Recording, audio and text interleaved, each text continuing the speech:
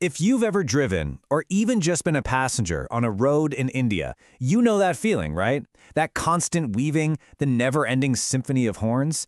It's like a kind of organized chaos. And for decades, we've all pretty much accepted a simple reason for it. I mean, that's the story, isn't it? We've all heard it. Maybe we've even said it ourselves. The problem isn't the road, it's not the rules, it's the drivers. The idea is that there's just something baked into the culture, a faulty upbringing that makes people drive this way. But what if that's not the real story? What if that core belief is just wrong? Well, a really compelling white paper on traffic management argues exactly that. It asks us to stop blaming the driver for a minute and take a hard look at the system they're driving in. And get this, the paper points to some fascinating real-world evidence. You take that same driver from the chaotic streets of Bengaluru and you put them on a road in London or Toronto. What happens? Within just a few days, their entire driving style transforms.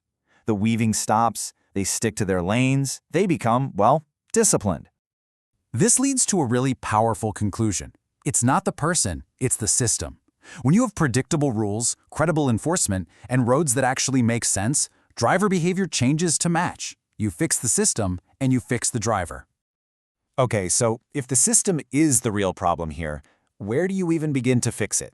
Well, the first step is to make sure everyone is reading from the exact same playbook. It all has to start with smarter rules. The paper's first big proposal is for a uniform traffic code. Just imagine that for a second. One single national set of traffic rules for all of India, kind of like the famous highway code in the UK. No more confusion when you cross state lines, just one clear standard for everyone, everywhere. And that same thinking extends to how we train drivers in the first place. Instead of a quick test, you'd have a graduated licensing system. You would actually earn your license in stages. You'd start with a learner's permit under strict supervision, then move on to required simulator training to spot hazards, and only then, after passing some really tough tests, do you get your full license.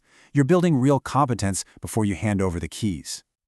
But listen, even the best trained driver in the world is going to struggle on a badly designed road. And that brings us to the next critical piece of this whole puzzle, the physical environment itself. The geometry of the road is absolutely crucial.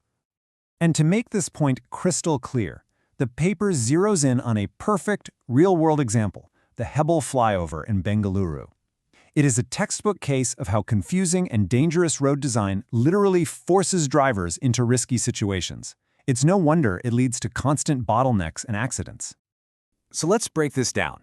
On the left, you can see the problem, right? The merge and split lanes are crammed right on top of each other, which forces high-speed traffic into these really dangerous short weaves. Now look at the proposed fix on the right. It introduces something called an auxiliary lane. This gives drivers safe space and, more importantly, time to merge properly, separating all that chaos from the main flow of traffic. It's a simple design change, but it creates predictable, much safer behavior. All right, so we've got smarter rules and smarter roads. But none of that matters one bit if those rules aren't enforced. And maybe even more importantly, if they're not enforced fairly for every single person on the road. This is where technology becomes a total game changer. Think about AI-powered cameras. They can spot lane violations, signal jumping, speeding, all automatically. They don't get tired, they can't be bribed, and you know what? They don't care if you're in a VIP convoy. The fine is the same for everyone. This creates predictable consequences, and it gives us incredible data to create heat maps of the most dangerous spots that need fixing. But here's the absolute biggest hurdle when it comes to enforcement: credibility. Because when people see police vehicles or government officials breaking the exact same rules, straddling lanes, speeding, you name it, public trust just completely evaporates. The thinking becomes, why should I follow the rules if they don't have to? To get around this, the paper proposes a really fascinating idea: citizen-assisted enforcement. The idea is, if you use an authenticated app to report a valid traffic violation with clear video or photo proof, you get a reward, 100 rupees. But here's the kicker. If that vehicle you reported happens to be an official police or government vehicle, that reward jumps tenfold to 1,000 rupees. Now, that creates a seriously powerful incentive for everyone to hold the authorities to the very same standard. And you know, this focus on accountability leads us to what is probably the most radical and potentially game-changing idea in this entire paper. This isn't just about traffic. It's about fundamentally changing the relationship between citizens and the government agencies managing the roads. It starts with something called a statutory duty to engage. Now, what does that mean? It means that if you, as a citizen, submit a solid suggestion to fix a dangerous intersection or a confusing road sign, the authorities would be legally required to give you a formal response within 45 working days. No more suggestions just disappearing into a bureaucratic black hole. But here's where this idea gets its real teeth. If the authorities fail to engage with your valid suggestion and violations keep happening at that exact spot, the agency itself gets fined from its own budget. And the fine is 10 times the penalty for whatever violation keeps happening there.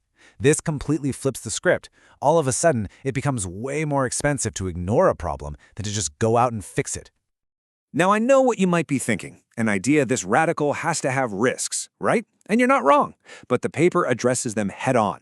It suggests things like a tiered penalty system, a clear appeals process, and even earmarking the money from those fines specifically for road safety improvements. So this isn't just some wild idea, it's a really well-considered proposal. And this isn't some pie-in-the-sky fantasy either. The whole thing is laid out as a practical, phased roadmap. You start with AI ticketing in the big cities right away. In the medium term, you fix those most dangerous road designs, and you build toward a future-proof, nationwide system over the next decade. Because, the ultimate goal here isn't just about fixing today's traffic jams. It's about creating a road system that is so predictable, so disciplined, and so well-designed that it's actually ready for the next massive revolution in transportation, full self-driving vehicles. Which leaves us with this one final, powerful question. For way too long, the price of chaotic roads has been paid by ordinary people, in accidents, in injuries, in lost time. But if the problem is fixable, if the solutions are right there in front of us, who should really be paying the price for ignoring them?